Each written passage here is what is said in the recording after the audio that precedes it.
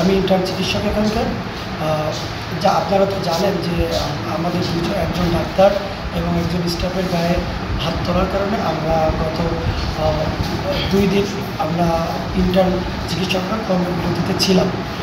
যে এই পরিস্থিতি যদি পরিস্থিতিটা একটু ভালো অবস্থানে আসে, আমরা নিরাপত্তার সাথে আমাদের কর্মস্থলে ফিরে যেতে পারব। সো আজকে আমাদের একটা প্রতিবাদ কর্মসূচি হয় মেডিকেলের সামনে, এবং আমরা মিডিয়াতে শুনতে পাই আসলে কিছু সংস্কার লাগে। আমি আগেও বলেছি, কিন্তু সংস্কারের নামে কেউ ডাক্তারের গায়ে হাত দিচ্ছিল।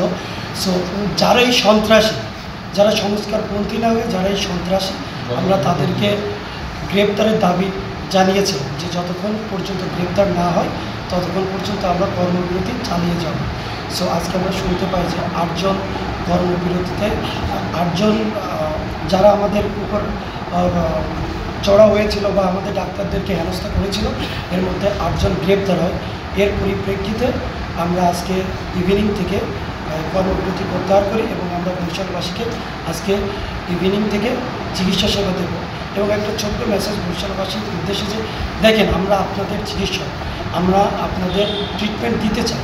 এই যে আপনারা যেটা বলেন দালাল বা আপনাদের হয়রানি, আপনারা সংস্কার করেন, কিন্তু আপনাদের ডাক্তার আপনাদেরই সেবা দেবে।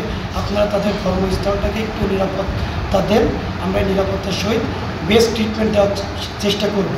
যদি আমাদের লোকবল কম, কিন্তু আপনারা তো 3 গুণ রোগী ভর্তি হন, এই বিষয়টা আপনারা একটু আশা করি আপনাদের জ্ঞাতার্থে একটু রাখবেন।